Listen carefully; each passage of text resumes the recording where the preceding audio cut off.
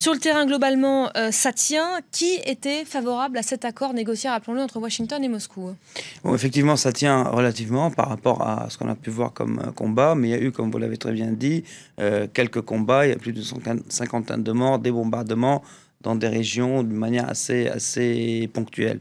Qui est favorable? On exclut d'emblée, bien sûr, l'État islamique, qui n'est pas du tout dans le jeu politique ni dans les accords.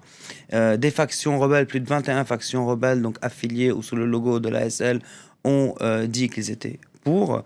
Une grande formation donc islamiste qui est Ahrar al-Sham, le volet militaire, il a dit qu'il était plus ou moins pour, on ne sait pas s'il est contre ou pour, les politiques ont dit oui, ils sont pour. Et dernièrement, aujourd'hui, donc Fatah al-Sham, c'est ceux qui ont pris le relais, donc après le Front al-Nusra et donc Al-Qaïda, ils ont dit qu'ils étaient contre, c'était un complot américano-russe contre le peuple syrien. De l'autre côté de l'échiquier, les Iraniens se sont exprimés pour, Damas s'est exprimé pour, et le Hezbollah, donc libanais, qui est un acteur majeur sur la scène syrienne, s'est dit pour aussi.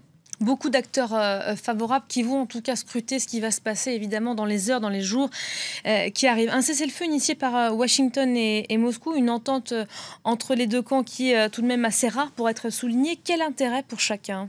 Ben écoutez, en tout cas, Moscou a imposé son agenda en Syrie aujourd'hui, il faut le dire, parce que ce que Moscou demandait depuis le début, c'est que les rebelles considérés djihadistes et les rebelles considérés modérés soient dissociés les uns des autres, et que les djihadistes continuent à être visés. Donc, ce qui comprend des factions islamistes comme le I, comme le Front al-Nusra.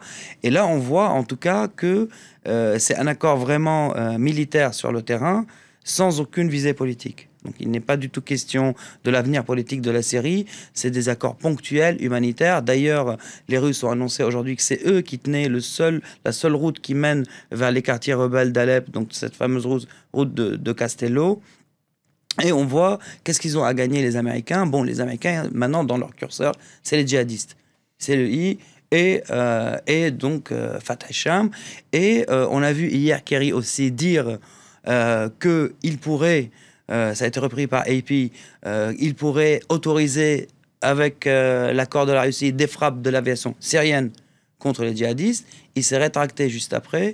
J'ai pu voir un document donc, qui a été donné à la rébellion syrienne et qui laisse cette ouverture donc, à continuer les frappes de l'aviation syrienne dans des zones rebelles, mais contre des cibles djihadistes. Donc comment classifier les cibles, comment dire qui est qui et qui fait quoi. Donc ça reste très très très flou, surtout aussi que Lavrov vient de dire que eux-mêmes, ils aimeraient bien dévoiler tous les points de l'accord avec Washington, mais que Washington refuse que ça soit dévoilé. Donc ça nous laisse entendre quand même que Washington veut absolument se débarrasser des djihadistes et donner une chance à l'entrée en jeu de la Turquie et ce qui se passe au nord syrien où les factions modérées se regroupent aujourd'hui, que ce soit contre les Kurdes ou contre les djihadistes. Parlons justement de Washington. John Kerry a dit que c'est la solution probablement de la dernière chance, c'est quand même très fort. Ça explique aussi peut-être la prudence affichée notamment par les Américains quant aux chances de réussite. Ça va donner quoi cet accord selon vous? Bah écoutez, encore une fois, ça veut dire c'est pas un accord politique, c'est un accord militaire très ponctuel. Et la dernière chance, en tout cas, je pense, pour Kerry, c'est en tout cas d'avoir accepté ce que les Russes imposent depuis le début.